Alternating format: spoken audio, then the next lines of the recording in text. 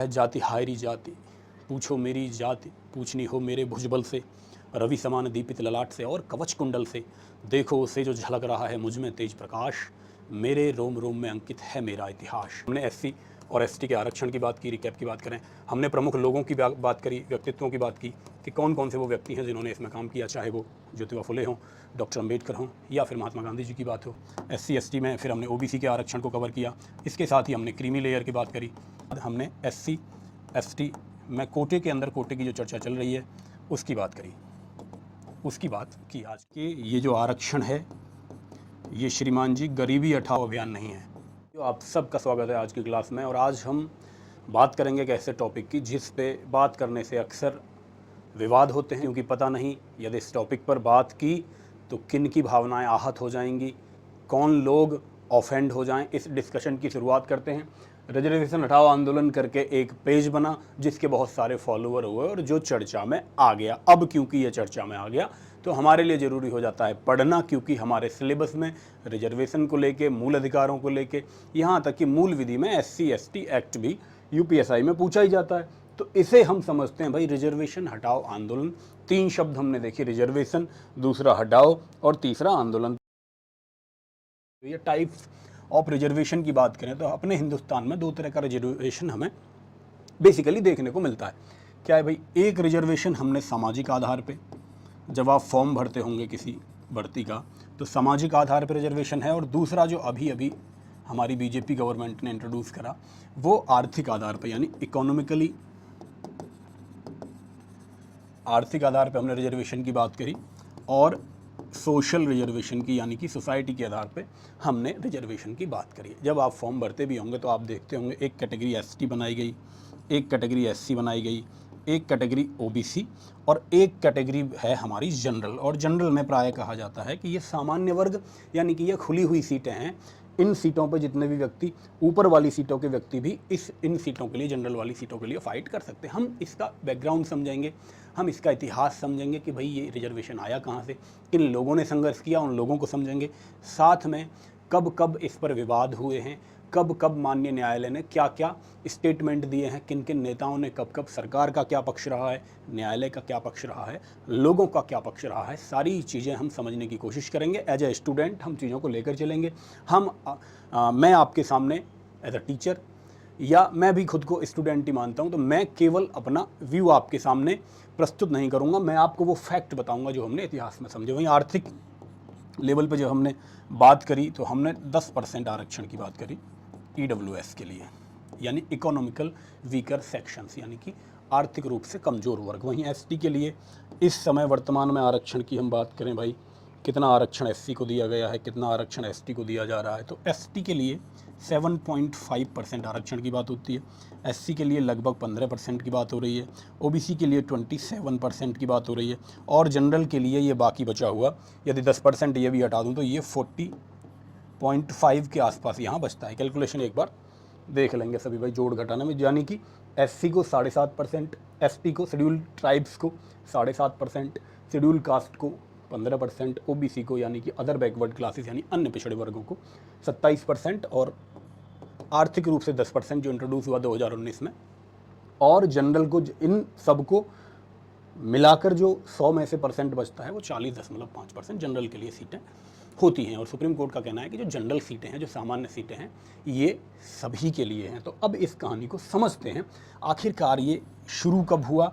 शुरू हुआ तो हमने 7.5% ही क्यों रखा, यहाँ 15.5% क्यों रखा, यहाँ 27% क्यों रखा, और इन्हें हमने 10% देने की क्यों बात करी।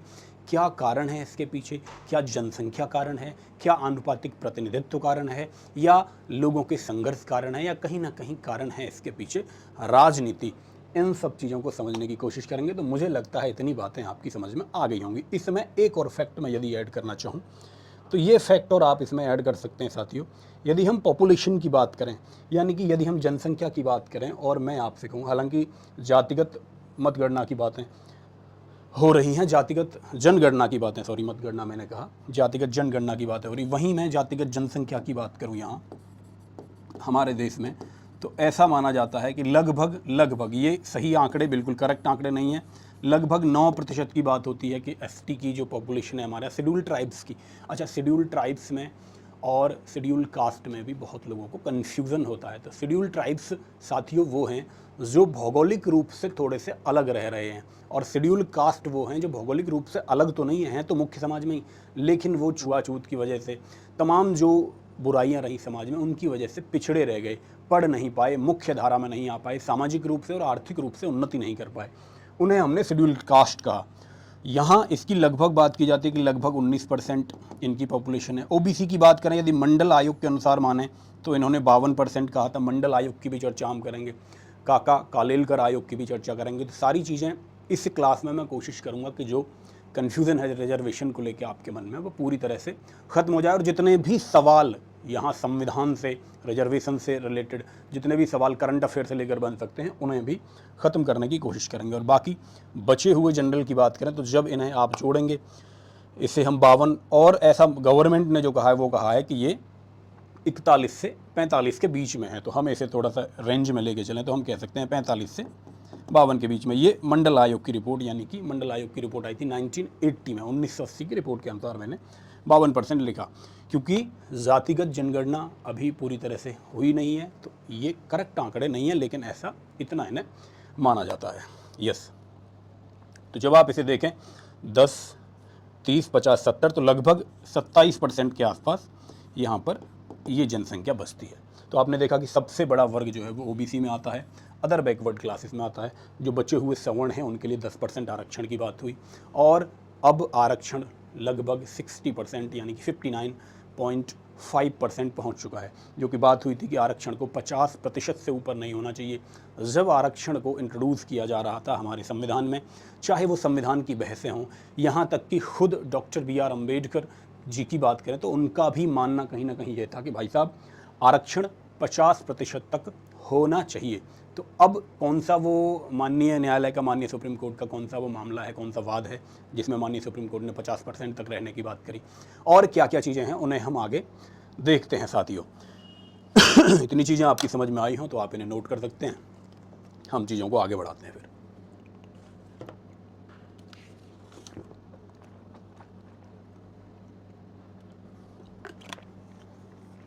इसके अलावा आरक्षण की एक कैटेगरी और आपने देखी होगी, बट वो कैटेगरी आपने ये देखी होगी कि कहीं कहीं आपने देखा होगा जब फॉर्म निकलता है, वैकेंसी निकलती है, तो क्षैतिज आरक्षण और लंबवत आरक्षण। तो क्षैतिज आरक्षण को यानी हॉरिजॉन्टल आरक्षण को, जिसमें आप देखते हैं दिव्यांगजनों के लिए आरक्षण है, भूतपूर्व कोई सैनिक है तो उसके लिए नौकरी में आरक्षण है, इस तरह के आरक्षण, महिलाओं के लिए आरक्षण है लिंग पे आधारित। तो ये सारी चीज़ें आती हैं हमारे दूसरे प्रकार के क्षैतिज हॉरिजॉन्टल आरक्षण में। तो उसे हम समझेंगे, वो थोड़ा सा टेक्निकल है, उसे भी डिटेल में समझने की कोशिश करेंगे। तो इतनी बातें मुझे लगता है आपकी समझ में आ गई होंगी। एक फ्रेमवर्क ये समझ में आ गया होगा कि सामाजिक, सोशल और इकोनॉमिकल किस तरह का हमारे यहाँ एक फ्रेमवर्क, एक ढांचा है आरक्षण को लेके। यस, इतना समझ में आ गया हो तो अब मैं थोड़ा सा आगे बढ़ने की कोशिश करता हूँ। ये आपके सामने जो फोटो है, हम थोड़ा सा इतिहास में चलते हैं कि आरक्षण के लिए किन किन लोगों ने संघर्ष किया। भाई साहब, इतिहास में जो पिछड़े लोग हैं, जो दलित हैं, जो ऐसे समाज के लोग हैं जो सामाजिक और आर्थिक रूप से पिछड़े हुए हैं, उनका बहुत ज़्यादा शोषण हुआ है, ऐसा कहा जाता है। मेरा व्यू और आपका व्यू, हमारे और आपके व्यक्तिगत व्यू की बात यहाँ नहीं हो रही, हम पढ़ रहे हैं वो फैक्ट जो हमारे लिए परीक्षा के दृष्टिकोण से ज़रूरी है। ये महात्मा ज्योतिराव फुले, आपके सामने ये तस्वीर है। इन्होंने बहुत संघर्ष किया। जो लोग सामाजिक रूप से पिछड़े हैं, आर्थिक रूप से पिछड़े हैं, उनके लिए सबसे पहला नाम आधुनिक भारत में किसी का आता है तो वो हैं ज्योतिराव फुले जी। साल है 1882। ज्योतिराव फुले जी ने, आपसे सवाल पूछा जाए कि कौन वो व्यक्ति है जिसने सबसे पहले आनुपातिक प्रतिनिधित्व के आधार पर सरकारी नौकरियों में 1882 में सबसे पहले इन्होंने बात की कि आनुपातिक प्रतिनिधित्व के आधार पर। एक एक शब्द का मतलब आप समझेंगे, और जो साथी शब्द का मतलब समझ गया, मुझे लगता है कि उसकी समझ में जीके आ जाएगी, उसकी जनरल नॉलेज अच्छी हो जाएगी। ये ज्योतिराव फुले आपके सामने हैं, 1827 में जिनका जन्म होता है, और 1890 में ये दुनिया छोड़ देते हैं, यानी कि 1882 जो साल मैंने लिखा है उसके 8 साल बाद ये दुनिया छोड़ देते हैं। तो मैं आपको आनुपातिक प्रतिनिधित्व का मतलब समझा रहा था। आनुपातिक प्रतिनिधित्व का मतलब ये होता है साथियों कि जिस जाति के जितने लोग उस जाति को उतना आरक्षण है। यानी इस बात का मतलब ये है कि यदि इन लोगों की 9% जनसंख्या है तो इन्हें आरक्षण भी 9% मिलना चाहिए। दिस वन, इस विचार के हिसाब से, इस विचार के हिसाब से जो महात्मा ज्योतिराव फुले ने दिया, उन्होंने कहा अनुपातिक प्रतिनिधित्व, यानी जिसका जनसंख्या में जितना अनुपात है उसका सरकार में उतना प्रतिनिधित्व होना चाहिए, उतने लोग उसके होने चाहिए। एज एग्जाम्पल की तरह मैं आपको समझाऊं, जैसे यहाँ 7.5% इन्हें आरक्षण दिया जा रहा है एसटी समुदाय को, जबकि इनकी जनसंख्या यदि 9% है, लगभग 9% की बात कर रहे हैं, तो इन्हें आरक्षण भी लगभग 9% दिया जाना चाहिए। वैसे आप देखें ये दोनों डेटा तो ये बहुत ज़्यादा अलग नहीं है, लगभग उतना आरक्षण यहाँ दिखाई दे रहा है हमें। दूसरी तरफ जैसे एससी शेड्यूल कास्ट की जनसंख्या यदि 19% है तो इनका जहाँ आनुपातिक प्रतिनिधित्व कहता है कि इनका प्रतिनिधित्व भी राजनीति में, सरकार में 15%, तो ये 19% है, तो यहाँ भी हमें लगभग बराबर देखने को मिल रहा है। वहीं ओबीसी की बात करें तो यहाँ कहानी थोड़ी डिफरेंट दिखाई देती है। आप देखते हैं कि लगभग 50% इनकी जनसंख्या है और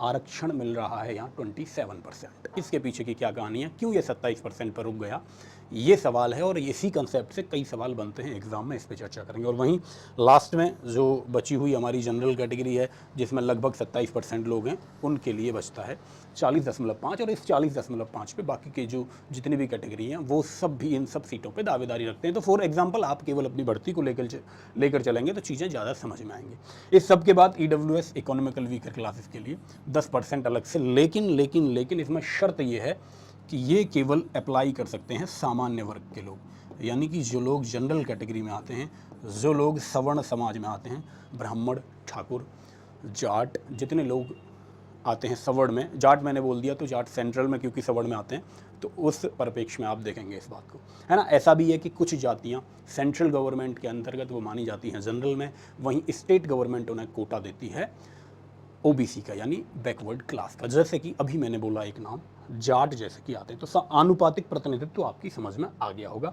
ज्योतिबा फुले उन व्यक्ति का नाम है जिन्होंने इसकी बात करी, बहुत काम किया इन्होंने। उसके बाद हम आगे बढ़ें तो एक नाम हमारे सामने आता है डॉक्टर BR अम्बेडकर जी का। तो इन्होंने खूब काम किया, एक तो पिछड़े लोगों के, पिछड़े समाज के लिए इनका नाम जाना जाता है, साथ ही इनका नाम महिलाओं के लिए इन्होंने बहुत योगदान दिया, महिलाओं के लिए बहुत संघर्ष इन्होंने किया कि भाई महिलाओं को भी आरक्षण मिलना चाहिए, महिलाओं को भी पूरा सम्मान मिलना चाहिए, महिलाओं को भी समाज में अपनी जगह, अपनी भूमिका निभाने का पूरा मौका दिया जाना चाहिए। तो डॉक्टर अम्बेडकर साहब ने क्या क्या वो काम किए जो एग्ज़ाम के पॉइंट ऑफ व्यू से ज़रूरी हो सकते हैं हमारे लिए।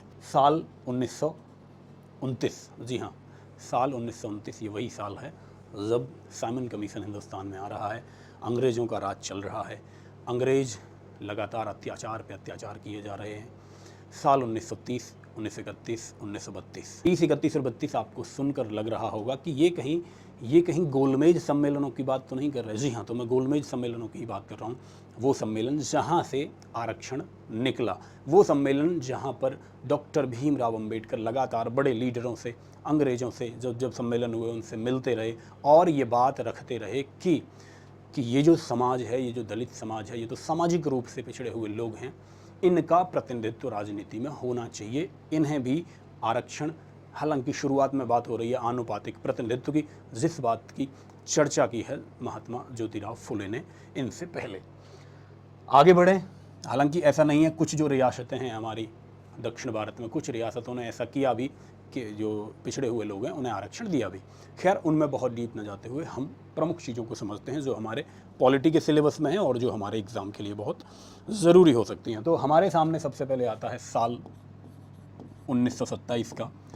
1927 में एक सत्याग्रह होता है, महाड़ सत्याग्रह, जो कि बहुत चर्चित होता है। आप समझें, दशा को आप इस बात से अंदाज़ा लगा सकते हैं कि उस दौर में कैसी दशा है पिछड़े समाज की, कि तालाब में से पानी लेने को लेकर, कुएं में से पानी पीने को लेकर ये सत्याग्रह चल रहा है डॉक्टर BR अम्बेडकर का, कि कुछ लोगों को जो सामाजिक रूप से पिछड़े हुए हैं, तालाब से पानी नहीं पीने दिया जा रहा और उन्हें कुएं से पानी नहीं पीने दिया जा रहा। एक व्यक्ति प्यास से मर रहा है लेकिन वो पानी नहीं ले सकता। जैसे ही यदि उसने कोशिश की कि पानी निकाल लूँ मैं कुएं से, तो ठाकुर साहब उल्टा लटका देंगे। एक कहानी मुंशी प्रेमचंद जी की, ठाकुर का कुआं शायद आप सबने पढ़ी भी हो, ना पढ़ी हो तो सबको पढ़नी चाहिए। उससे आपको अंदाज़ा लगेगा कि क्या स्थिति है और क्यों हमें रिजर्वेशन की ज़रूरत है, और क्यों इससे कम से कम आपको ये क्लियर हो जाएगा। क्योंकि यदि मैं एसी के कमरे में बैठा हूँ तो मुझे नहीं पता बाहर की स्थिति क्या है। एक व्यक्ति जो रिक्शा चला रहा है, एक व्यक्ति जो लगातार रिक्शा चला के पैसा कमा रहा है, मैं यदि यहाँ बैठकर कलम हाथ में लेकर एसी के कमरे में ये कहूँ कि नहीं उसे क्या दिक्कत है, वो तो फिट है। भाई साहब, मैं थोड़ा सा खाना खाता हूँ, मेरे ऊपर फैट आ जाता है, दिक्कतें तो मुझे हैं। वो तो अपनी फिजिकल एक्सरसाइज कर रहा है, पैसा भी कमा रहा है। यदि मैं यहाँ बैठ के ये कहूँ तो मेरे पॉइंट ऑफ व्यू से वो चीज़ ठीक हो सकती है, लेकिन क्या ये बात ज़मीनी स्तर पर ठीक है, ये आप तय करके मुझे बताएं। तो महाड़ सत्याग्रह मैंने बताया पानी के लिए हो रहा है। इसके बाद आगे बढ़ते हैं तो साल 1930 में आपको लेके चलता हूँ। 1930 में पहला गोलमेज सम्मेलन होता है। पहला गोलमेज सम्मेलन, राउंड टेबल कॉन्फ्रेंस, जिसकी चर्चा हम करेंगे अपनी इतिहास की क्लास में भी, और इसकी चर्चा होगी हमारे पॉलिटी की क्लास में भी। 1931 ये दूसरा गोलमेज सम्मेलन होता है, और 1932 में तीसरा गोलमेज सम्मेलन। तीनों गोलमेज सम्मेलन हमने देखे। हमने देखा कि इनमें से दो गोलमेज सम्मेलनों की, पहले गोलमेज सम्मेलन का विरोध किया कांग्रेस ने, और आखिरी गोलमेज सम्मेलन का विरोध किया कांग्रेस ने। ये जो बीच में 1931 का गोलमेज सम्मेलन है साथियों, ये वही गोलमेज सम्मेलन है जिसमें महात्मा गांधी और इरविन के बीच में समझौता होता है। ये वही गोलमेज सम्मेलन है जिसके बारे में कहा जाता है कि यदि महात्मा गांधी चाह लेते तो भगत सिंह, राजगुरु और सुखदेव की फांसी को रुकवा सकते थे। ये वही गोलमेज सम्मेलन है साल 1931 का। लेकिन एक आदमी है जो लगातार इन गोलमेज सम्मेलनों में पार्टिसिपेट कर रहा है, लगातार जा रहा है ये बात लेकर कि दलित सताए गए हैं, हजारों सालों से सताए गए हैं, ऐसा कहा इस व्यक्ति ने। और इन गोलमेज सम्मेलनों में इन्होंने भाग लिया कि भाई आनुपातिक प्रतिनिधित्व, यानी कि इन लोगों को राजनीतिक अल्पसंख्यक घोषित किया जाए। मांग क्या है? राजनीतिक अल्पसंख्यक। शब्द पे ध्यान देंगे। राजनीतिक अल्पसंख्यक शब्द का मतलब आपको पता चल गया होगा। शब्द से अल्पसंख्यक का मतलब है कम संख्या में, यानी राजनीति के अंदर इनका पार्टिसिपेशन, इनका प्रतिनिधित्व है ही नहीं, ना के बराबर है। तो इन्हें राजनीतिक अल्पसंख्यक घोषित करके इन्हें रिजर्वेशन दिया जाए। अब राजनीतिक अल्पसंख्यक ये घोषित करवाना क्यों चाहते हैं? ये राजनीतिक अल्पसंख्यक वाली बात आई कहाँ से? तो ये भी हमें सिखाया अंग्रेज़ों ने। और मैं थोड़ा सा बैकग्राउंड में आपको लेके चलूँ तो साल 1909 का है साथियों, और मार्ले मिंटो सुधार नाम से एक कानून आ रहा है। साल 1909 जिसमें एक कानून आ रहा है जिसका नाम है मार्ले मिंटो सुधार, और इस कानून का जो औपचारिक नाम है वो है भारत परिषद अधिनियम 1909 का। Yes, the council of the Indian council of act, जिसकी हम बात करेंगे अपने पॉलिटी के मूल सिलेबस में भी, जिसकी हम चर्चा करते हैं, जिसके बारे में हम पढ़ते हैं कि क्या क्या हुआ था। ये कहानी 1909 की है, जब पूरे हिंदुस्तान में अंग्रेज़ों का विरोध चल रहा है। उधर मराठे भी थक गए हैं, उधर सिख भी थक गए हैं, मुग़ल भी पूरी तरह ख़त्म हो चुके हैं। केवल एक कंपनी है, ईस्ट इंडिया कंपनी, जो राज कर रही है, जिसने 1773 में शुरुआत कर दी पहले एक्ट से, और 1909 तक वो लगभग पूरे हिंदुस्तान पर कब्जा कर चुकी है। अब ये नियम हिंदुस्तान के लिए ला रहे हैं, जैसा कि दिखाई दे रहा है आपको, परिषद शब्द भी लिखा हुआ है, यानी कि ये एक ऐसा अधिनियम आने वाला है, एक ऐसा कानून है जो भारत के परिषद की बात कर रहा है। परिषद कौन सी? विधान परिषद, जो कि इन्होंने बनाई है पहले कानूनों में। केंद्रीय विधान परिषद जो 1853 में बन के तैयार होती है साथियों। 1853 में भारत के लिए एक परिषद बनती है, केंद्रीय विधान परिषद। विधान का मतलब विधि, यानी लॉ बनाने वाली परिषद 1853 में बन जाती है। उसी में चेंजेस हो रहे हैं, और 1909 में एक ये चेंज करते हैं। और कहानी है भारत पे कब्जा कैसे भी बना रहे, हमें यहाँ से कब्जा छोड़ना ना पड़े, क्योंकि इतना पैसा जो हम कमा रहे हैं ये हम छोड़ना नहीं चाहते। तो इन्होंने एक चीज़ इंट्रोड्यूस करी, और इस चीज़ का नाम था, शायद आपने इतिहास की क्लास में पढ़ा भी हो, इन्होंने मुसलमानों के लिए, मुस्लिमों के लिए पृथक निर्वाचन मंडल की इसमें बात होती है। अब आप कह रहे होंगे भैया ये पृथक निर्वाचन मंडल होता क्या है? यदि ऐसे पढ़ेंगे जैसे मैं आपको पढ़ाने की, समझाने की कोशिश कर रहा हूँ, तो यकीन मानिए कभी भी नहीं भूलेंगे, और इतना मज़ा आएगा एग्ज़ाम देते वक्त, आप कहेंगे सब कुछ पढ़ा हुआ आ गया। पृथक निर्वाचन मंडल, जैसे ही मेरे सामने कोई नया शब्द आएगा, मेरी आँखें खुल जानी चाहिए, मेरे कान खुल जाने चाहिए, मेरे दिमाग की नसें खुल जानी चाहिए उस शब्द का अर्थ समझने के लिए। तो पृथक निर्वाचन मंडल होता क्या है? जैसे कोई निर्वाचन क्षेत्र है, इसमें हिंदू भी रहते हैं, इसमें मुसलमान भी रहते हैं, इसमें सिख भी रहते हैं, और इसमें मैं कहता हूँ ईसाई भी रहते हैं, और तमाम लोग तमाम तरह के इसमें रह रहे हैं। तो पृथक निर्वाचन मंडल का बात ये होता है, पृथक निर्वाचन मंडल का मतलब ये होता है साथियों, जैसे मुस्लिमों के लिए पृथक निर्वाचन मंडल की बात हो रही है, तो ये एक क्षेत्र है, आप समझें, ये आपका शहर है इस रेक्टेंगल में, और इसमें कुछ लोग हैं मुस्लिम, हिंदू, सिख, ईसाई, सभी धर्म और जातियों के लोग रहते हैं। इन्होंने क्या किया कि मुसलमानों के लिए पृथक निर्वाचन मंडल, इसका मतलब ये हुआ कि जो प्रतिनिधि खड़ा होगा, जो कैंडिडेट होगा, किसके लिए भाई कैंडिडेट, इलेक्शन के लिए, यानी कि जो आदमी एमपी के लिए, एमएलए के लिए, या मैं कहूँ विधायक के लिए चुनाव लड़ रहा है, उसे, वो मुसलमान होगा और उसे केवल मुसलमान वोट देंगे। पृथक निर्वाचन मंडल का मतलब ये होता है कि जिन लोगों का प्रतिनिधि, वही लोग उसे केवल वोट देंगे। तो आपने देखा कि कैसे एक समाज के अंदर ये नया समाज तैयार करने की कोशिश की गई मुस्लिमों के द्वारा, जैसा उनका बिहेवियर था, जैसा उनकी रणनीति भी थी कि भाई साहब साम दाम दंड भेद, फूट डालो और राज करो। तो ये फूट डालने वाली चीज़ यहाँ निकल कर आई थी इस एक्ट में सामने। और भी चीज़ें हुई इस एक्ट में, लेकिन उस पर हमें चर्चा नहीं करनी। अब मुसलमानों को अलग करके समाज से अब इन्होंने नया गेम खेला साल 1919 में। 10 साल बाद आता है मॉन्टेग्यू चेम्सफोर्ड सुधार। अब आपके मन में ये ख्याल तो आया होगा, भैया पिछले वाले में 2 शब्द आपने लिखे थे, मार्ले और मिंटो, इस वाले में भी आपने 2 शब्द लिख दिए, मॉन्टेग्यू चेम्सफोर्ड। तो थोड़ा सा समझा देता हूँ ताकि कन्फ्यूजन ना रहे। मॉन्टेग्यू ये भारत राज्य सचिव है, भारत राज्य सचिव, ये एक पद है, अभी बताता हूँ इसके बारे में। और चेम्सफोर्ड जो बाद में आया है, ये वायसराय है। समझें, इन पदों को थोड़ा सा समझ लें, नहीं तो कन्फ्यूजन दिमाग में रह जाएगा, कन्फ्यूजन नहीं रहना चाहिए। जब ईस्ट इंडिया कंपनी से ब्रिटिश सम्राट ने, ब्रिटिश ताज ने या ब्रिटिश संसद ने शासन की बागडोर 1858 में अपने हाथ में ली, 1858 में अपने हाथ में ली, क्योंकि 1857 में क्रांति होती है और 1858 में ये शासन की बागडोर कंपनी से अपने हाथ में ले लेते हैं। इन्होंने अपने हाथ में ली तो जो पुराना गवर्नर जनरल था उसे हटा दिया, उसकी जगह इन्होंने बनाया भारत राज्य सचिव का पद। ये आदमी इंग्लैंड में बैठता है, लंदन में बैठता है, ये भारत में नहीं आता, लेकिन भारत का ये राज्य का सचिव है। यानी भारत में जितने भी काम हो रहे हैं ईस्ट इंडिया कंपनी के द्वारा, जितने क्षेत्र पर कब्जा किया गया है, उन सबका टॉप मोस्ट आदमी भारत राज्य सचिव है, और ये रिपोर्ट करता है संसद को, सम्राट को। दूसरा वायसराय है, जो कि गवर्नर जनरल के स्थान पर है। मैंने शायद भारत राज्य सचिव जो कि लंदन में बैठा है, और गवर्नर जनरल के स्थान पर जो पद बनाया है वो है वायसराय। व्यवस्था सारी वैसी है, लेकिन क्योंकि लोगों का विद्रोह हो गया, इसलिए ये एक तरह से दिखावा था कि हमने देखो चेंज कर दिया। उन्होंने कहना चाह रहे हैं अंग्रेज कि तुम्हें तो कंपनी ने लूटा, ये कंपनी खराब है, हम अच्छे लोग हैं, हम व्यवस्था को चेक करते हैं, ऐसा दिखाते हुए इन्होंने वायसराय और ये 2 पद बनाए। तो वायसराय और इनके नाम पर ये अधिनियम का नाम है, और मूल नाम इस अधिनियम का साथियों है भारत परिषद अधिनियम। भारत परिषद नहीं, भारत शासन अधिनियम, और ये अधिनियम है 1919 का। आप कहेंगे भैया इसमें इन्होंने क्या किया, जो काम इन्होंने अभी मुसलमानों को पृथक निर्वाचन मंडल देकर किया था। अब मैं थोड़ा सा आरक्षण की तरफ आ रहा हूँ, उसे समझने के लिए ये थोड़ा सा समझना ज़रूरी है साथियों। जो काम मुसलमानों के लिए किया गया, यहाँ इन्होंने बढ़ाया, और इस बार और 4 समुदाय जोड़ दिए गए, जिसमें सिख, एंग्लो इंडियन हो जाते हैं, यानी ईसाई जो भारत में रहते हैं।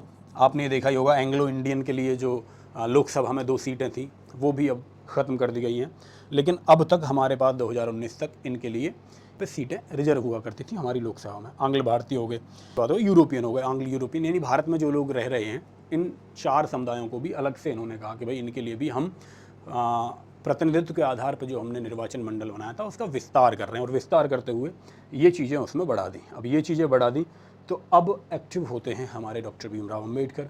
भीमराव अम्बेडकर कहते हैं कि भाई राजनीतिक प्रतिनिधित्व की बात हो रही है, तो ये जो समाज है, सामाजिक रूप से जो पिछड़े लोग हैं, सामाजिक और आर्थिक दृष्टि से जो पिछड़े लोग हैं, इनका भी तो प्रतिनिधित्व नहीं है, इन्हें भी तो प्रतिनिधित्व दिया जाए। इन्हें भी आनुपातिक प्रतिनिधित्व की बात की गई, इन्हें भी आनुपातिक प्रतिनिधित्व दिया जाए। सवाल आपसे पूछा जाएगा कि कौन कौन से सम्मेलन हैं, तो गोलमेज सम्मेलनों में ये चर्चा उठाई गई, जिनकी बात अभी मैंने करी। 1930, 1931 और 1932 में ये चर्चाएं हुई। कहानी आगे बढ़ी साथियों, और पीएम रैमजे मैकडोनाल्ड ने एक घोषणा की। यहाँ कहानी आगे बढ़ती है, और 1932 की टाइमलाइन पर बात करूँ तो 1932 के तीसरे गोलमेज सम्मेलन के बाद एक घोषणा करते हैं रैमजे मैकडोनाल्ड, और उसका नाम है सांप्रदायिक पंचांट। पंचांट शब्द का मतलब समझ लेंगे, पंचांट का मतलब होता है निर्णय, और इसे सांप्रदायिक अवार्ड भी कहा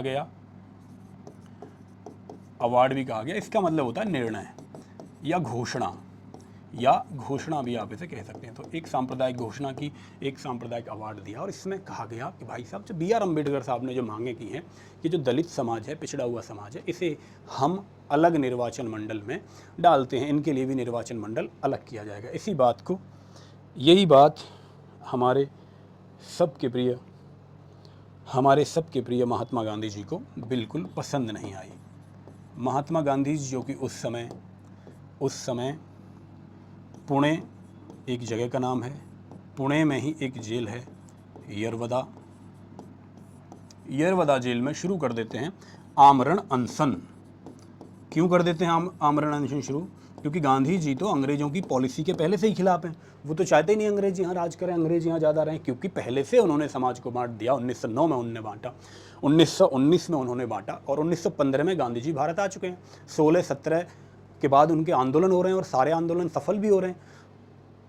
अब गांधी जी को पता चला गांधी जी जेल में हैं, और जेल में ही इन्होंने शुरू कर दिया आमरण अनशन कि भाई साहब भूखे मर जाएंगे, लेकिन इस बात को मानेंगे नहीं। और गांधी जी एक बहुत बड़ा नाम उस समय हिंदुस्तान में है। गांधी जी की एक कॉल पे पूरा हिंदुस्तान इकट्ठा हो जाता। अकेला आदमी है, अकेला ऐसा लीडर है हिंदुस्तान का आज तक के इतिहास में कि जिसने एक कॉल की और पूरा हिंदुस्तान खड़ा हो गया। तो जब ये आदमी आमरण अनशन पे बैठेगा, और इस बार ये बैठा है अपने ही लोगों के विचार के खिलाफ, एक तरफ डॉक्टर B.R. अम्बेडकर, एक तरफ महात्मा गांधी जी। अब यदि महात्मा गांधी जी को कुछ होता है तो लांछन किस पे लगेगा, तो आरोप किस पे लगेगा? Doctor B.R. अम्बेडकर पे। तो कहानी यहाँ बदलती है, और डॉक्टर B.R. अम्बेडकर पहुँचते हैं मिलने गांधी जी से, और एक घटना घटती है जिसका नाम है पूना पैक्ट, यानी कि पूना का समझौता। ये समझौता किस किस के बीच में है? महात्मा गांधी जी के बीच में और डॉक्टर B.R. अम्बेडकर जी के बीच में एक समझौता होता है। और इसी समझौते से जन्म होता है आरक्षण का। इसी समझौते से जन्म होता है केंद्रीय विधान परिषद में, जिसकी हम बात कर रहे थे अभी, जो 1853 के अधिनियम में बनाई जाती है। 1853 के अधिनियम इसलिए बनाई जाती है क्योंकि भारत में विरोध ज़्यादा हो रहा है, भारतीयों को रिझाना भी है, तो इसलिए भारत में परिषद बनाई जाती है। क्योंकि अब इनका कहना है कि अब भारतीयों के लिए कानून भारत में ही बनेगा, विधान परिषद बनती है। अब यहाँ पर विधान परिषद की लड़ाई है कि विधान परिषद में कौन बैठेगा। उसी के लिए डॉक्टर B.R. अम्बेडकर भी कोशिश कर रहे हैं कि दलितों के प्रतिनिधि भी वहाँ पहुँच जाएं। पूना पैक्ट की बात हो रही है, साल 1932। पूना पैक्ट, स्थान पुणे की यरवदा जेल, जहाँ पर गांधी जी जेल के अंदर हैं। और आंदोलन का नाम आप मुझे बताएं कि कौन से आंदोलन के चलते गांधी जी इस समय जेल में हैं। यस, पूना पैक्ट होता है। और इसमें जो कहानी बनती है, यहाँ नींव रखी जाती है इस गेम की जिसका विरोध हो रहा है आज के समाज में। करंट का मुद्दा ये बना हुआ है। यहाँ पर इसे हम समझेंगे जो आनुपातिक शब्द यहाँ लिखना गलत होगा। यहाँ जो बात हो रही है अलग या पृथक कहूँ, अलग निर्वाचन मंडल की। अलग निर्वाचन मंडल का मतलब तो आप समझ ही गए। सेपरेट इलेक्टोरल कॉलेज का मतलब आप समझ गए होंगे कि सेपरेट इलेक्टोरल कॉलेज, यानी कि अब दलितों के लिए दलितों का उम्मीदवार होगा और दलित ही केवल उसे वोट देंगे। आप समझ गए होंगे कि समाज किस लेवल पर इससे बट सकता था। गांधी जी को ये विचार बिल्कुल पसंद नहीं है। उन्होंने कहा कि इसकी बात मत करो, इसकी जगह संयुक्त निर्वाचन क्षेत्र में ही रहो। संयुक्त निर्वाचन क्षेत्र का मतलब ये है साथियों कि सभी लोग वोट देंगे, या संयुक्त निर्वाचन मंडल में ऐसे कहूँ, सब लोग वोट देंगे, बस कैंडिडेट को आरक्षण मिल जाएगा। के साथ आरक्षण की बात होती है साथियों यहाँ पे, कि आरक्षण की बात आप करो संयुक्त निर्वाचन क्षेत्र में रहते हुए, यानी कि वोट सभी डालेंगे, जैसा कि आज की डेट में होता भी है। वोट सभी डालते हैं, कुछ सीटें रिजर्व होती हैं। आप देखते होंगे इस बार सीट SC में चली गई, इस बार ST में चली गई, इस बार महिलाओं के लिए चली गई। तो ये कहानी यहाँ से शुरू हो रही है। और यहाँ पर दिया गया 18% आरक्षण। कहाँ दिया जाएगा भाई? केंद्रीय विधान परिषद में। अभी विधानसभा है ही नहीं, है ना। विधान सुनते ही आपके मन में सभा आ जाता होगा, तो विधानसभा भी है ही नहीं। केंद्रीय विधान परिषद में 18% आरक्षण की शुरुआत होती है। यहाँ से होता है गेम शुरू। फिर 1935 का अधिनियम आता है साथियों। 1935 का अधिनियम आता है। 1935 के अधिनियम में SC और ST को क्लासीफाई कर दिया जाता है, वर्गीकरण कर दिया जाता है और आरक्षण को रखा जाता है। फिर हमारी संविधान सभा बैठती है, संविधान सभा बैठ के संविधान का निर्माण करती है और हमारा प्यारा सबसे खूबसूरत किताब हमारी बन के तैयार होती है, जिसका नाम है इंडियन कॉन्स्टिट्यूशन, भारतीय संविधान, जिसकी चर्चा हम संविधान की क्लास में कर रहे हैं। संविधान बन के तैयार हुआ तो संविधान में कहाँ कहाँ हमें देखने को मिलती हैं चीज़ें। एक तो हम प्रस्तावना जब पढ़ते हैं तो हमारे संविधान की प्रस्तावना में साथियों बात होती है न्याय की। 3 प्रकार के न्याय की चर्चा हम करते हैं कि सामाजिक न्याय, आर्थिक न्याय और राजनीतिक रूप से न्याय मिलना चाहिए। ये सब जगह पर ऐसा ना हो कि कहीं किसी व्यक्ति को मौका नहीं मिल रहा हो, तो न्याय होना चाहिए। और बात होती है प्रस्तावना में समानता की, समानता की, या फिर मैं समता शब्द लिखूं तो ज़्यादा अच्छा लगेगा मुझे भी। समता की बात होती है और स्वतंत्रता की बात होती है, यानी कि स्वतंत्रता की बात होती है। जब इन तीनों शब्दों को हम मिलाकर पढ़ते हैं, न्याय, समता और स्वतंत्रता, जिसमें आप 5 तरह की स्वतंत्रता पढ़ते हैं, विचार की स्वतंत्रता, विश्वास की स्वतंत्रता, अभिव्यक्ति की स्वतंत्रता, धर्म की स्वतंत्रता और उपासना की स्वतंत्रता। वहीं हम समता की बात करते हैं तो प्रतिष्ठा और अवसर की समता, यहीं से गेम बनता है। आप देखें संविधान की प्रस्तावना में साफ साफ लिखा गया कि आदमी को प्रतिष्ठा और अवसर की समानता की बात होगी, समता की बात होगी, यानी कि प्रत्येक व्यक्ति को प्रतिष्ठा मिलनी चाहिए और अवसर भी मिलना चाहिए। यहीं इस शब्द से कि अवसर की समता, ऐसा ना हो कि किसी व्यक्ति को अवसर ना मिले। यहाँ आपको समझ में आएगा मूल संविधान में किस तरह बात हो रही है। आरक्षण की तरफ झुकाव आपको यहाँ होता हुआ दिखाई देगा। ये मैंने प्रस्तावना की बात करी। फिर हम बढ़ेंगे आगे और बात करें भैया मूल अधिकारों की। यहाँ मैं लिखता हूँ मूल अधिकारों में भी ये चर्चा हमें देखने को मिली। मूल अधिकारों में आर्टिकल 14 से आर्टिकल 18 जो कि समानता की बात करते हैं। फिर उसके बाद आर्टिकल 15 और आर्टिकल 16 ये हमारे लिए ज़रूरी हो जाते हैं, क्योंकि आर्टिकल 15 बात करता है 5 इसने चीज़ें बताई हैं जिनके आधार पर, यानी धर्म, जाति, लिंग, जन्म स्थान, इनका क्रम एक बार देख लेंगे आप।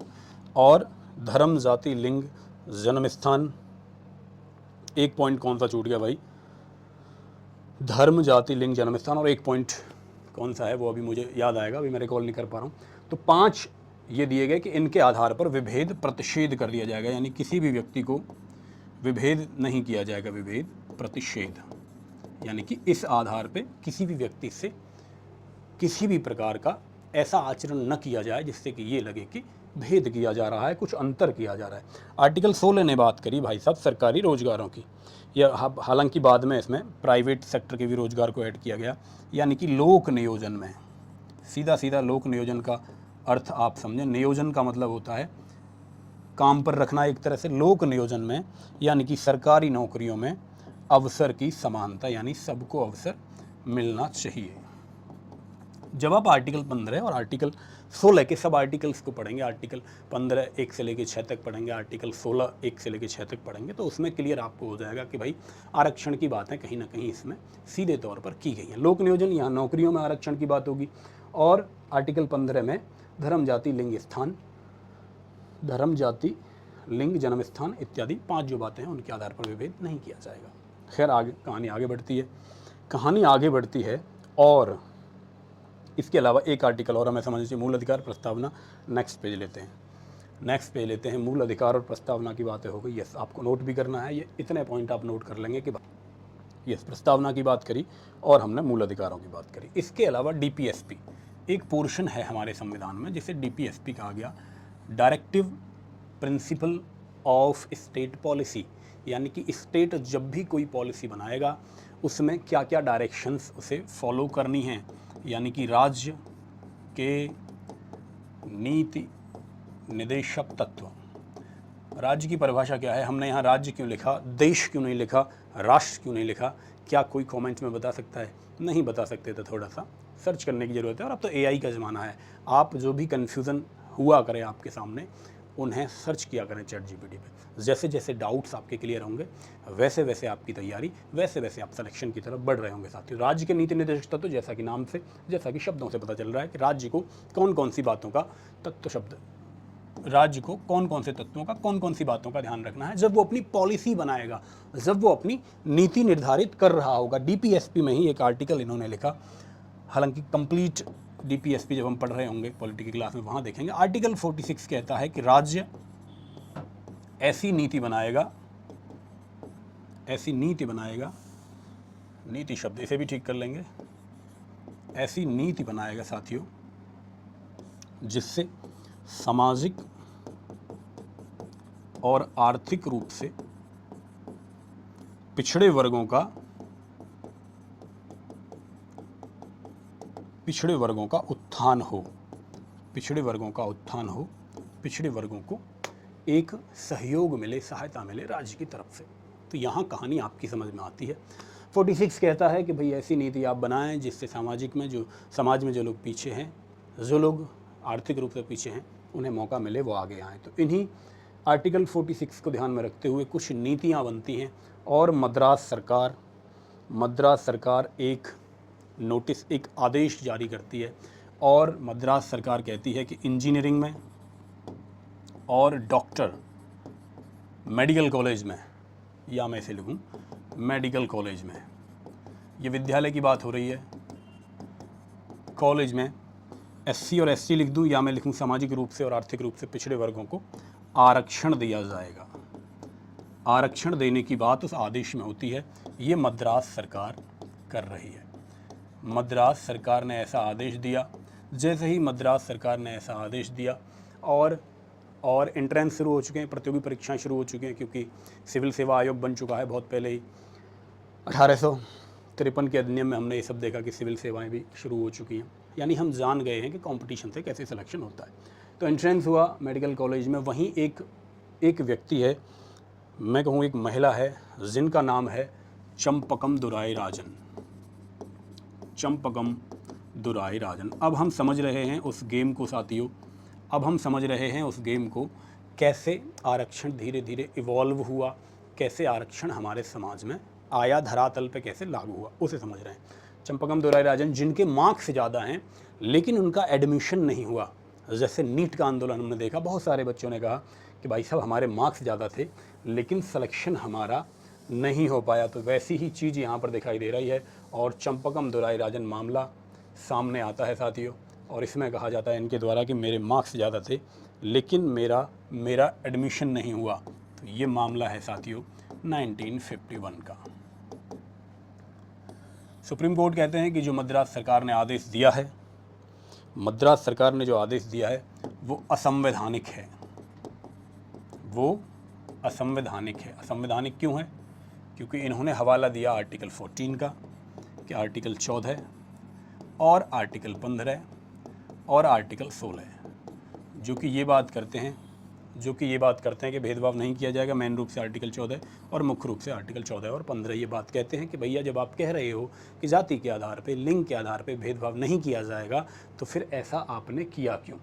तो जो मद्रास सरकार का आदेश था उसे सुप्रीम कोर्ट ने असंवैधानिक घोषित किया कि भाई साहब जो बात आप कर रहे हैं वो असंवैधानिक है। जैसे ही ये बात असंवैधानिक होती है, अब गवर्नमेंट के सामने बड़ी दिक्कत है कि भाई साहब इसको संवैधानिक कैसे बनाया जाए। आप बताएं, कोई बात असंवैधानिक है, उसे संवैधानिक बनाने का तरीका क्या है? उसे संवैधानिक बनाने का तरीका ये है साथियों कि उस बात को संविधान में लिख दिया जाए। संविधान में लिखा कैसे जाएगा? संविधान में संशोधन करके।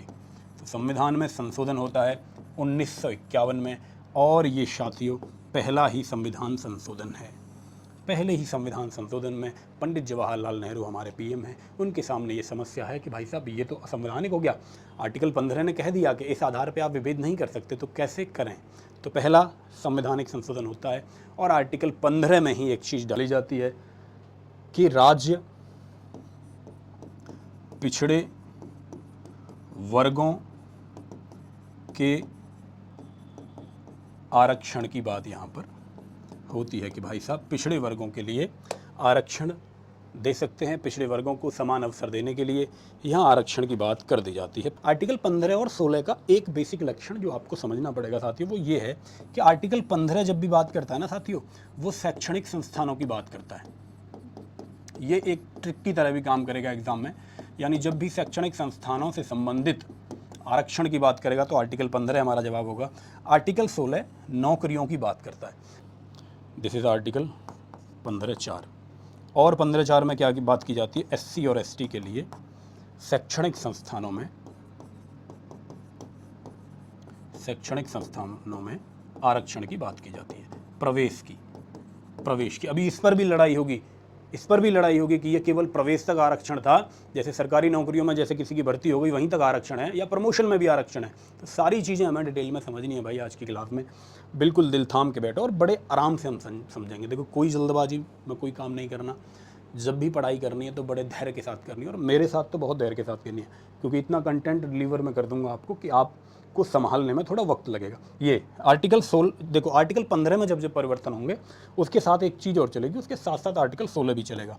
तो आर्टिकल 16(4) में भी परिवर्तन की जरूरत है। क्या जरूरत है भाई साहब, एससी और एसटी के लिए लोक नियोजन में भी ये बात की गई।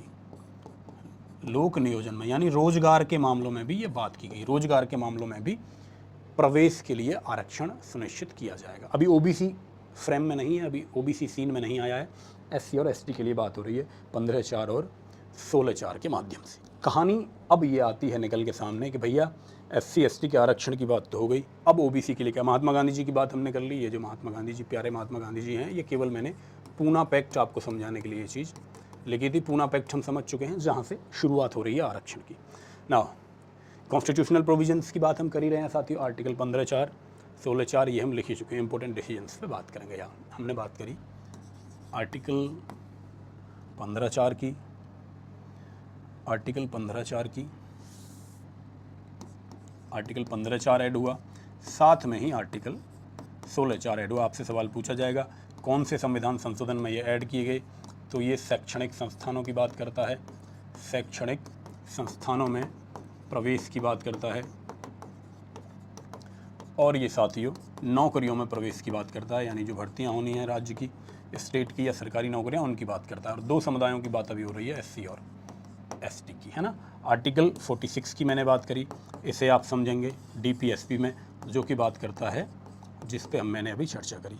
इसके अलावा आप देखेंगे आर्टिकल 338 जो कि विभिन्न आयोगों की बात करता है। A B article 338A, B और C, 3 हमें यहाँ दिखाई देते हैं, जो कि बात करते नहीं आर्टिकल A और B है। C कहाँ से आ गया। 338 बात करता है ST आयोग की। 338A बात करता है national commission, national schedule tribe commission, national schedule caste commission, और ये बात करता है नेशनल BC यानी कि बैकवर्ड क्लासेस की बात करता है। तो 3 आयोग और 3 आर्टिकल हमें ये समझने हैं। इसके बाद एक आर्टिकल और संवैधानिक रूप से हमारे लिए ज़रूरी होता है साथियों, आर्टिकल 341 और 342। ये थोड़े इम्पोर्टेंट हैं। अब ये सवाल उठता है कि भैया ये बताओ, ये SC में कौन सी जातियाँ होंगी, ST में कौन सी जातियाँ होंगी, कौन लोग होंगे, ये कौन तय करेगा। तो एक आयोग बनता है। आयोग कौन बनाएगा, ये जो नेशनल शेड्यूल ट्राइब कमीशन है, यानी कि ST आयोग है, SC आयोग है और OBC आयोग है। इनका काम केवल इतना ही है कि ये बताएं, क्षेत्र में जांच करें, अपनी रिपोर्ट दें और ये बताएं कि कौन सी जातियां हैं जिसे ST में रखना चाहिए और कौन सी जाति है जिसे SC में रखना चाहिए, कौन सी जातियां हैं जिन्हें OBC में रखा जाना चाहिए। इनका यही काम है। ये जो OBC वाला है ये बाद में ऐड होगा, ये मूल संविधान में नहीं है, इतना आप समझेंगे। आगे बड़ी बात 341 और 342 में यही शक्ति होती है राष्ट्रपति महोदय के पास। ये शक्ति देता है राष्ट्रपति महोदय को कि ये श्रीमान राष्ट्रपति महोदय सामाजिक और आर्थिक रूप से पिछड़े वर्गों के लिए आयोग का गठन कर सकते हैं और लिस्ट दे सकते हैं। इनकी लिस्ट बनाने का भी शक्ति माननीय राष्ट्रपति महोदय के पास है। और जब आप संविधान पढ़ रहे होंगे आर्टिकल 74, 75, 76, 77 और 78 जब आप पढ़ेंगे तो जानेंगे कि राष्ट्रपति महोदय के नाम से जो काम हो रहे हैं, बैक में सरकार काम कर रही है, यानी कि PM साहब काम कर रहे हैं, यानी कि जिन्हें आप चुनकर भेज रहे हैं, प्रधानमंत्री काम कर रहे हैं। तो ये लिस्ट बनाने की शक्ति राष्ट्रपति महोदय को है। वो बताते हैं कि किन लोगों को कौन सी सूची में रखा जाना चाहिए। अब कहानी आती है साथियों OBC की एंट्री फ्रेम में कैसे हुई, कि ये OBC कहाँ से आए। SC ST हमने समझ लिया, पहला ही संविधान संशोधन पूछ ले तो पहला, और यदि पूछ ले कौन सा विवाद तो चंपक दुराय राजन मामला 1951 का।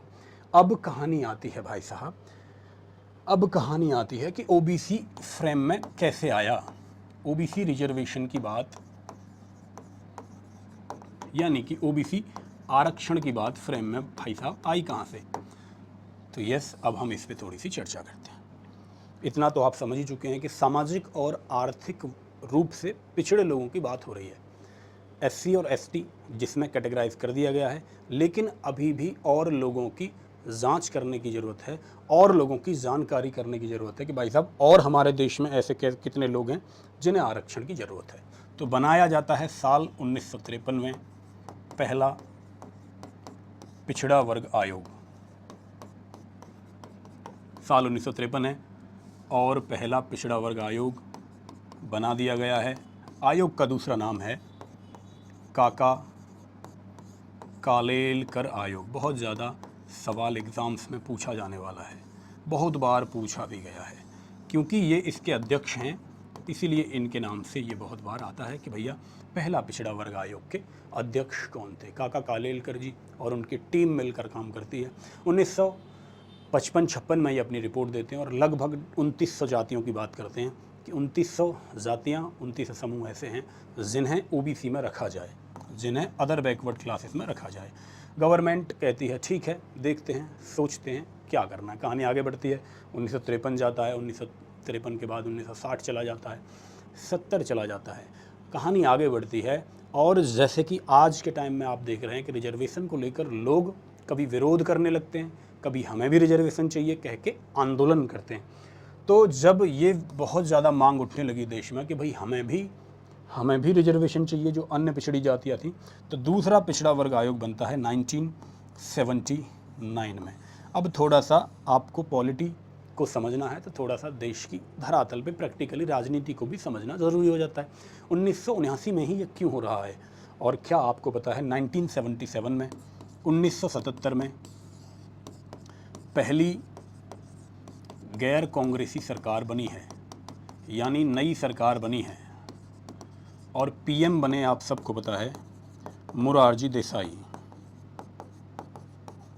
मोरारजी देसाई जो कि 1 साल पीएम रहे, फिर चेंज हुआ, फिर पीएम बदले, फिर चेंज हुआ, फिर पीएम बदले, यानी 77, 78 और 79 में 3 पीएम बदले जा चुके हैं। क्योंकि नई सरकार आई है, लोग डिमांड कर रहे हैं, तो लोगों की बात मानते हुए ये सरकार घोषणा करती है कि हम ओबीसी को भी आरक्षण देंगे। जैसे ही ये घोषणा होती है, एक आयोग बन के तैयार होता है जिसका नाम है दूसरा पिछड़ा वर्ग आयोग या सेकंड पिछड़ा वर्ग आयोग, या आप इसे कहें द्वितीय पिछड़ा वर्ग आयोग। और इस नाम से नहीं, ये आयोग सबसे ज़्यादा जाना गया, सबसे ज़्यादा इसकी बात हुई, आज भी इसकी बात होती है मंडल आयोग के नाम से, क्योंकि इसके जो अध्यक्ष हैं उनका नाम है मंडल, इसीलिए इस आयोग का नाम होता है मंडल आयोग। पेज आपका भर गया है, आप इसे थोड़ा सा नोट करें। इनका पूरा नाम यदि आप लिखना चाहें तो इनका पूरा नाम है साथियों बीपी मंडल, जो कि अध्यक्ष हैं। बहुत बार एग्जाम में पूछा गया है, हजारों बार ये सवाल पूछा गया है कि मंडल आयोग के अध्यक्ष का नाम था। ऑप्शन में ही मंडल देख के लगा देंगे, कन्फ्यूजन रहता है बच्चों को। जब सवाल बनेगा अब तो ये इस तरह से बनेगा कि दूसरे पिछड़े वर्ग आयोग के अध्यक्ष कौन थे, तो BP Mandal, Bindeshwari Prasad Mandal is the full form, Bindeshwari Prasad Mandal. अब मंडल आयोग बनता है, 1980 में रिपोर्ट आती है। मंडल आयोग जल्दी से अपनी रिपोर्ट भी दे रहा है, क्योंकि भाई साहब जब गवर्नमेंट चाह लेगी तो रिपोर्ट भी बहुत तेज आएगी। जैसे कि अब बात हो रही है परसीमन आयोग की, और सब कहते हैं कि परसीमन तय करने में 3 से 4 साल का समय लगता है, और गवर्नमेंट कह रही है कि इस बार हम 2 साल में करके दिखाएंगे। तो गवर्नमेंट जब चाह ले तो चीज़ें जल्दी होती है। वहाँ आपने देखा 53 में अध्यक्ष बने, रिपोर्ट आई 55 में जाके, यहाँ 1 साल में रिपोर्ट आ गई, बात खत्म होगी कि भाई साहब ये लोग पिछड़े वर्ग के हैं, इन्हें जल्दी से आरक्षण दे देना चाहिए। कहानी आगे बढ़ती है, नया पेज हम लेते हैं। मंडल आयोग अपनी रिपोर्ट देता है। मंडल आयोग, या फिर मैं कहूँ बीपी मंडल जी, बिंदेश्वरी प्रसाद मंडल जी की रिपोर्ट मिलती है, और रिपोर्ट में ये कहते हैं कि लगभग 3700 जातियाँ हैं, 3700 प्लस जातियाँ हैं जो कि आर्थिक रूप से और सामाजिक रूप से पिछड़ी हुई हैं, यानी कि जिन्हें ओबीसी कैटेगरी में रखा जा सकता है। और इनकी जनसंख्या 53% है देश में। जनसंख्या शुरुआत में मैंने 52% बताया आपको, तो अप्रॉक्स 53, कहीं कहीं 53% और कहीं कहीं 52% हमें मिलता है। एग्जैक्ट डेटा इसके बारे में नहीं दिया जा सकता। तो रिपोर्ट ये आती है और ये सिफारिश की जाती है इस आयोग के द्वारा, सिफारिश है आयोग की ओबीसी को 27% रिजर्वेशन दे दिया जाना चाहिए, दे दिया जाना चाहिए।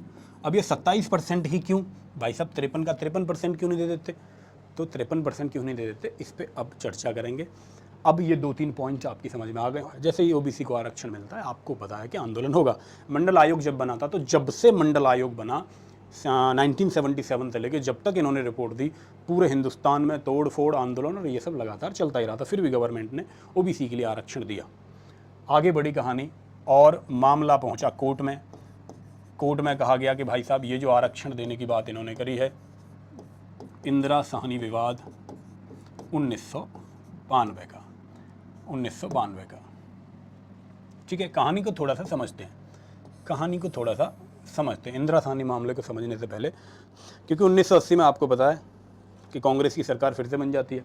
लागू हो गया आरक्षण 27%, और एक बार लागू हो गया तो भैया 27% है और 53% जनसंख्या है। अगर अब हटाने की कोशिश की गई तो 53% जनसंख्या नाराज होगी, इसलिए वो 27% बना हुआ है। इधर गवर्नमेंट एक वादा भी कर चुकी है, वही वीपी सिंह सरकार ये वादा कर चुकी थी देश की जनता से कि हम सवर्ण को भी रिजर्वेशन देंगे, 10% देंगे सवर्ण को भी रिजर्वेशन, ये घोषणा भी हो चुकी है। अब कहानी में एंट्री होती है माननीय न्यायालय की, विवाद पहुंचता है न्यायालय में। तो न्यायालय ने कहा कि भाई साहब जो संविधान निर्माताओं की जो मूल भावना थी, क्या मूल भावना थी कि आरक्षण नॉट मोर देन 50%, कि भाई 50% से ज़्यादा नहीं होना चाहिए। और आप कितना दे चुके हैं, इन्होंने कैलकुलेट करा, इन्होंने कहा आपने एससी को दिया, आपने एससी को दिया, अब आपने ओबीसी को दे दिया, और ईडब्ल्यूएस की आप बात कर रहे हैं, साल 1992 का चल रहा है, समझेंगे। एससी को आप कितना दे चुके हैं, 7.5%, एससी को आपने इसका दोगुना 15%, यहाँ 27% की बात हो रही है।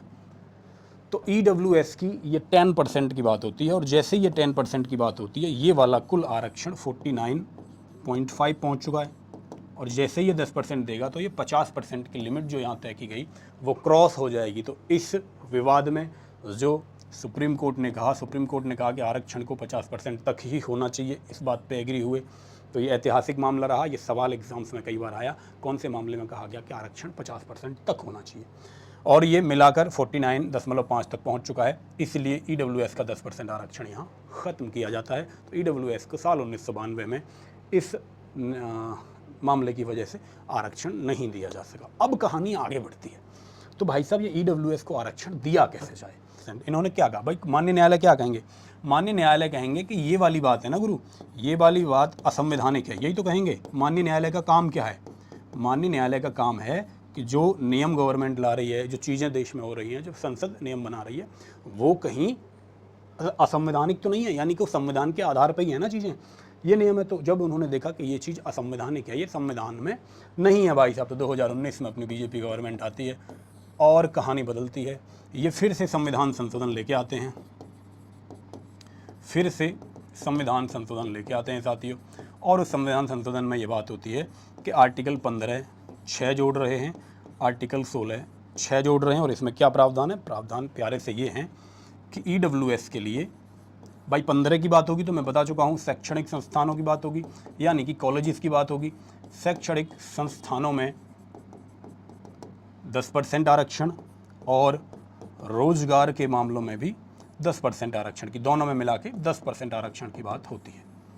अब ये संवैधानिक हो गया, बताइए। माननीय न्यायालय ने कहा था कि यह संवैधानिक है, हमने संविधान में लिख दिया, क्या ये संवैधानिक है, बोले जी हाँ संवैधानिक है। तो संवैधानिक बनते ही ईडब्ल्यूएस के लिए 10% आरक्षण लागू हो जाता है। तो आप समझ गए, SC ST जो कि मूल संविधान में जिनके लिए बात हो रही है। उसके बाद चीज़ें आगे बढ़ी, OBC फ्रेम में आ गया, और उसके बाद EWS फ्रेम में आ गया। तो जो आरक्षण है पूरा हमने उसका इतिहास समझा। अब इसमें कुछ चीज़ें और भी हैं जो हमारे लिए ज़रूरी हो जाती हैं जाननी। यदि अनुमति हो तो उन चीज़ों की तरफ आगे मैं रुख करता हूँ। साल 2019, और मुझे लग रहा है अब तक हमने जो चीज़ें पढ़ी हैं वो आपकी समझ में निश्चित ही आ गई होंगी।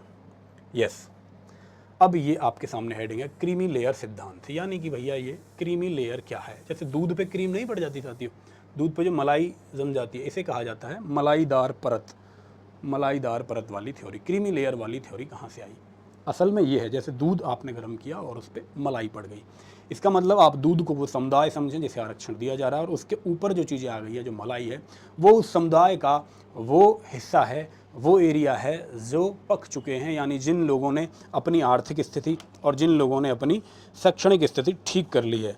तो ये कहानी क्रीमी लेयर थ्योरी की सामने आती है, और साल 1993 में, 92 में तो ओबीसी आरक्षण दिया गया, 1993 में एक समिति बनती है, और इस समिति का नाम है रामानंदन समिति। आपसे पूछा जाएगा वो कौन सी समिति है जिसे क्रीमी लेयर की पहचान हेतु बनाया गया। तो क्रीमी लेयर की किसमें, ओबीसी में अभी बात हो रही है, केवल ओबीसी में, अन्य पिछड़ा वर्ग में, एससी और एसटी में अभी कोई क्रीमी लेयर की बात नहीं हो रही कि ऐसे लोग छांटो जिन्हें आरक्षण की ज़रूरत नहीं है। तो क्रीमी लेयर सिद्धांत आता है, और इसमें कहा जाता है कि जो लोग अच्छे पदों पर हैं, पदों की बात होती है, ग्रुप ए और ग्रुप बी की जो नौकरियां कर रहे हैं, प्राइवेट सेक्टर में भी जो ग्रुप ए की नौकरियां कर रहे हैं, उन्हें क्रीमी लेयर में रखा जाता है। प्लस जो भी परिवार ऐसे हैं जिनकी वार्षिक आय 8 लाख रुपए से ऊपर है, उन्हें भी क्रीमी लेयर में रखा जाता है। ये रामानंदन समिति अपनी रिपोर्ट देती है। अब जो करंट में मामला चल रहा है, ये मामला चल रहा है भाई साहब एससी और एसटी के लिए क्रीमी लेयर तय करने का। तो एससी और एसटी के लिए क्रीमी लेयर तय करने की जो बात हो रही है, अब हम जल्दी ही अपनी क्लास को ख़त्म करेंगे।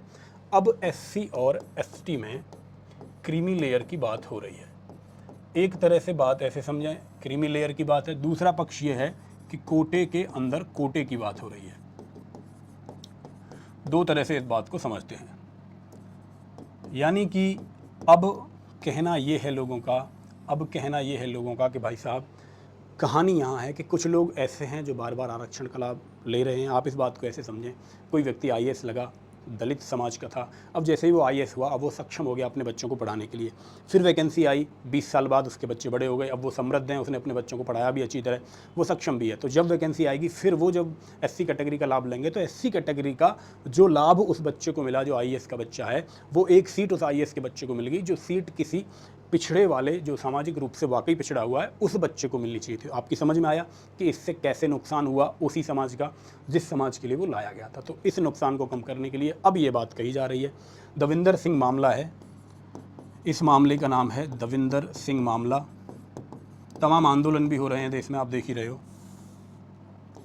मामला सन 2024 का, जिसमें माननीय न्यायालय ने अभी 2-4 दिन पहले माननीय न्यायालय की स्टेटमेंट निर्णय आया, और उन्होंने कहा कि सरकार को कोटे के अंदर कोटे की बात पर अब विचार करना चाहिए, यानी एससी एसटी और जितने भी समुदाय हैं, इनमें क्रीमी लेयर को पहचान के आरक्षण से अलग किया जाए, और यदि कोटे के अंदर कोटा देने की ज़रूरत है तो उसकी बात की जाए। वहीं पर गवर्नमेंट का क्या पक्ष है? हमारी प्यारी गवर्नमेंट ने कहा है कि ये जो आरक्षण है, ये गरीबी हटाओ अभियान नहीं है, यानी कि ऐसा नहीं है कि केवल कोई व्यक्ति गरीब नहीं रहा तो उसका आरक्षण ख़त्म कर दिया जाए, क्योंकि आर्थिक स्थिति होती है, एक स्थिति सामाजिक भी होती है। सामाजिक कैसे?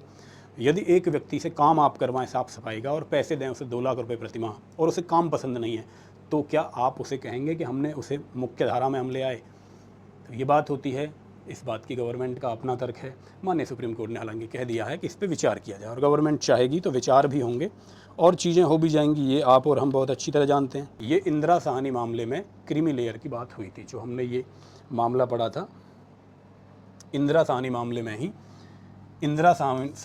में ही ओबीसी के लिए क्रीमी लेयर की भी बात हुई थी। इसी के बाद इसके अगले साल एक समिति बनाएगी, रामानंदन समिति, उन लोगों की पहचान के लिए जिन्हें कोटे की आवश्यकता वाकई है नहीं। तो ये थी पूरी कहानी, जिसमें आज हमने समझा कि भाई आरक्षण, हमने एससी और एसटी के आरक्षण की बात की, रिकैप की बात करें, हमने प्रमुख लोगों की बात करी, व्यक्तित्वों की बात की कि कौन कौन से वो व्यक्ति हैं जिन्होंने इसमें काम किया, चाहे वो ज्योतिबा फुले हों, डॉक्टर अंबेडकर हों, या फिर महात्मा गांधी जी की बात हो।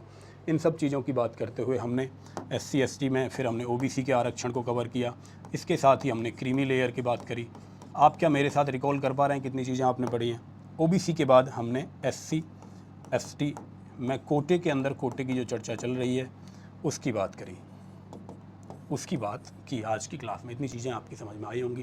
तो ये रिकैप था। आपका पक्ष क्या है आप मुझे बताएं। तो कुछ लोग कहेंगे हम तो तटस्थ हैं, हम तो ना इस तरफ हैं ना उस तरफ हैं, तो बीच का रास्ता अपनाना चाहते हैं। दिनकर साहब की मुझे लाइन याद आती है कि समर शेष है नहीं पाप का भागी केवल व्याध, जो तटस्थ हैं समय लिखेगा उनके भी अपराध, समर शेष है नहीं पाप का, भागी केवल व्याध, जो तटस्थ हैं समय लिखेगा उनके भी अपराध, और युद्ध नहीं जिनके जीवन में वो भी बड़े अभागे होंगे, या तो प्रण तोड़ा होगा या फिर रण से भागे होंगे। तो क्या है आपका पक्ष आरक्षण हटाओ आंदोलन में, किस तरफ हैं आप? और ये लाइन इन्होंने यहाँ लिखी है कि पाते हैं सम्मान तपोबल से भूतल पर शूर, जाति जाति, ये आगे इन्होंने कट कर दिया, ये पूरा मैं आपको बता देता हूँ कि पाते हैं सम्मान तपोबल से भूतल पर शूर, जाति जाति का शोर मचाते केवल कायर कूर। ये मेरी लाइन नहीं, ये रामधारी सिंह दिनकर जी की लाइन है। इन्होंने रश्मिरथी से ये लाइनें ली हैं। रश्मिरथी से कुछ लाइनें हैं कि तेजस्वी सम्मान खोजते नहीं गोत्र बतला के, पाते हैं जग में प्रशस्ति अपने कर्तव्य दिखला के, पाते हैं जग में प्रशस्ति अपने कर्तव्य दिखला के, और पूछो मेरी जाति, है ना, जब कर्ण कहता है जाति हायरी जाति, पूछो मेरी जाति, पूछनी हो मेरे भुजबल से, रवि समान दीपित ललाट से और कवच कुंडल से, देखो उसे जो झलक रहा है मुझ में तेज प्रकाश, मेरे रोम रोम में अंकित है मेरा इतिहास, और मूल जानना बड़ा कठिन है नदियों का वीरों का, धनुष छोड़कर और गोत्र क्या होता रणधीरों का, धनुष छोड़कर और गोत्र क्या होता रणधीरों का। फिर ये लाइन आती है कि पाते हैं सम्मान तपोबल से भूतल पर शूर, जाति जाति का शोर मचाते केवल कायर कूर। तो बहुत बहुत धन्यवाद आप सब साथियों के जुड़ने के लिए। मुझे लगता है कि आज के सेशन से आपके जो कन्फ्यूज़न है, आपके जो एग्ज़ाम से रिलेटेड जो चीज़ें हैं, आरक्षण को लेके जो चीज़ें हैं, बहुत सारे कन्फ्यूज़न आपके दूर हुए होंगे, और ये आपका सबसे बड़ा कन्फ्यूजन कि कैसे आरक्षण इवॉल्व हुआ, कैसे रिजर्वेशन इवॉल्व हुआ, क्यों देना पड़ा, क्यों देना चाहिए या नहीं देना चाहिए, ये सारी चीज़ें आपकी क्लियर हुई होंगी। गवर्नमेंट का पक्ष क्या है और माननीय न्यायालय का पक्ष क्या है, और लोगों का जो आंदोलन कर रहे हैं उनका पक्ष क्या है। तो जुड़े रहिए, और इसमें हम सीखेंगे जो चीज़ें चल रही हैं, हमारे मुद्दे जो नए नए चल रहे हैं, ये हमारे सिलेबस से कैसे रिलेटेड हैं, और इसमें हमें क्या क्या चीज़ें पढ़नी चाहिए और क्या क्या चीज़ें एग्जाम में आ सकती हैं। जय हिंद फ्रेंड्स, मिलते हैं फिर। नमस्ते, राधे राधे।